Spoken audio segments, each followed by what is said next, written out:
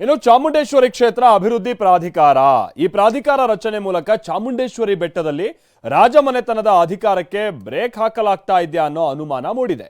ಹೀಗಾಗಿ ರಾಜವಂಶಸ್ಥರು ಕೋರ್ಟ್ ಮೆಟ್ಟಿಲೇರಿದ್ದು ಪ್ರಾಧಿಕಾರ ರಚನೆಗೆ ತಡೆಯಾಜ್ಞೆಯನ್ನ ತಂದಿದ್ದಾರೆ. ಹಾಗಾದ್ರೆ ಏನಿದು ಪ್ರಾಧಿಕಾರ ಜಟಾಪಟಿ? ಬನ್ನಿ ರಿಪೋರ್ಟ್ ಅಲ್ಲಿ ನೋಡ್ಕೊಂಬೋಣ.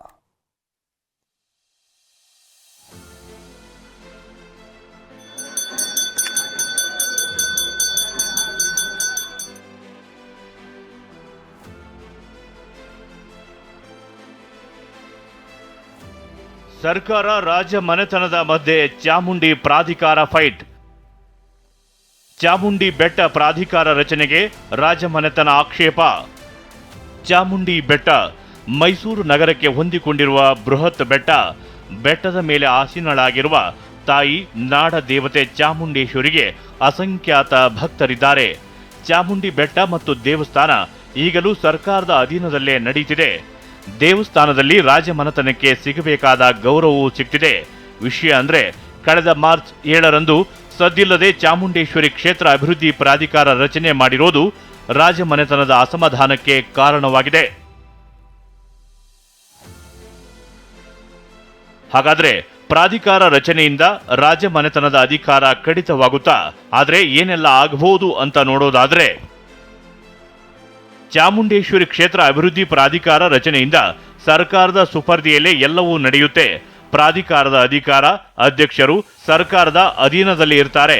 ಹೀಗಾಗಿ ಪ್ರಾಧಿಕಾರದಲ್ಲಿ ರಾಜಮನೆತನದ ಸದಸ್ಯರಿಗೆ ಅವಕಾಶ ಇರಲ್ಲ. ನೌಕರರು, ಅರ್ಚಕರ ನೇಮಕವನ್ನ ಸರ್ಕಾರವೇ ನಿರ್ಧಾರ ಮಾಡ್ತಿದೆ.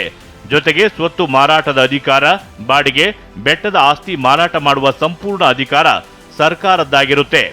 ನಿಧಿ, ದೇಣಿಗೆ, ಕಾಣಿಕೆ, ಸೇವಾ ಶುಲ್ಕ ಬಳಕೆ ವಿಚಾರವು ಪ್ರಾಧಿಕಾರ ತೀರ್ಮಾನವಾಗಿರುತ್ತೆ. ಜೊತೆಗೆ ಬೆಟ್ಟದ ಸಂಪೂರ್ಣ ಸೌಕರ್ಯಗಳ ಬಗ್ಗೆ ಸರ್ಕಾರವೇ ತೀರ್ಮಾನ ಮಾಡುತ್ತೆ.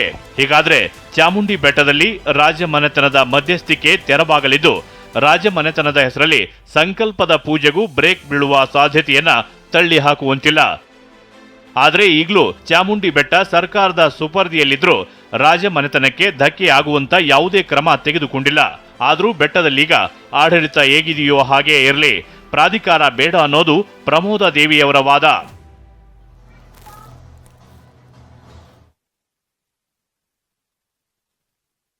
ಹೀಗಿದ್ರೂ ಪ್ರಾಧಿಕಾರ ರಚನೆಯನ್ನ ಪ್ರಶ್ನಿಸಿ ರಾಜಮಾತೆ ಪ್ರಮೋದಾದೇವಿ ಒಡೆಯರ್ ಹೈಕೋರ್ಟ್ಗೆ ರಿಟ್ ಅರ್ಜಿ ಸಲ್ಲಿಸಿದ್ದಾರೆ. ವಿಚಾರಣೆ ನಡೆಸಿದ ಹೈಕೋರ್ಟ್ನ ಏಕಸದಸ್ಯ ಪೀಠ ತಾತ್ಕಾಲಿಕ ತಡೆ ಹಾಕಿದೆ. ಮುಂದೆ ಇದು ಯಾವ ಸ್ವರೂಪ ಪಡೆದುಕೊಳ್ಳುತ್ತೋ ಕಾದು ನೋಡಬೇಕು.